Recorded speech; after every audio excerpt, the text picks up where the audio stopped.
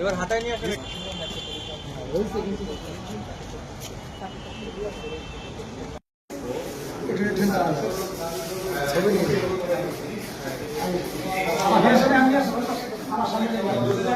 টাকা সামনে দিয়ে টাকা তুমি যে পিতাকে হত্যা করেছে সেই হত্যা মামলার আসামি এই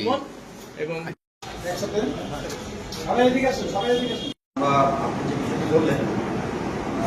আমরা এখন পর্যন্ত যেটি জানিয়েছি যে ঘটনার সময়কালীন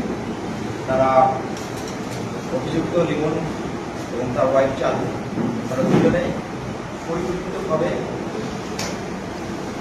লিমন তার বাবা ডিসিস্ট লিমন খানকে হত্যা করে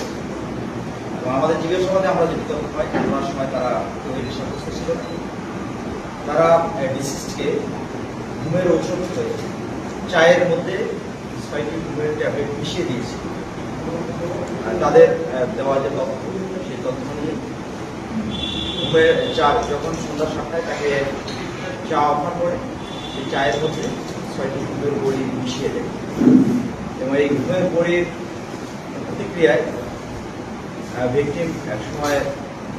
একটু অসুস্থ হয়ে পড়ে এবং এই সুযোগটা তারা গ্রহণ করে। এই সুযোগেই যে ভিকটিম লিটন খান তাকে গলায় ওড়না পেঁচিয়ে শ্বাসরোধ করে হত্যা করে এবং পরবর্তীতে গতি দিয়ে গলায় গোসল টাকা ভিকটিম বেশ কিছুদিন আগে লোন করে তার চিকিৎসার জন্য এই টাকাটি থেকে একটি বড় অংশ ভিকটিমের ছেলে লিমন খান সে মূলত তার বাবার কাছ থেকে এই টাকা সরিয়ে দিয়ে ঢাকায় চলে যাবে। সেখানে চাকরি ঘটনার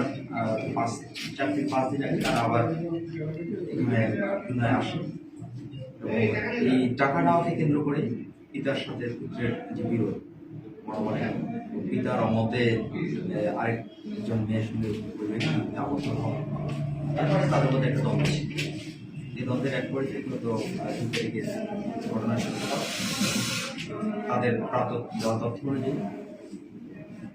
ভিকটিমের যে পুত্রবধূ চাঁদনি মূল অভিযুক্ত লিমন খানের ওয়াইফ সে চায়ের মধ্যে ঘুমের ওষুধ মিশিয়ে দেয়। এই ঘুমের চা পানের পর ভিকটিম অসুস্থ বোধ করে পরবর্তীতে তাকে করোনা পেশির শ্বাসরোধ করে হত্যা করা হলো এবং নিশ্চিত করার জন্য আবারও বটি দিয়ে গলায় পৌঁছে দেওয়া হয়। এখন পর্যন্ত আমাদের কাছে তারা এই জবানবন্দি দিয়েছে এবং অন্যান্য যে বিষয়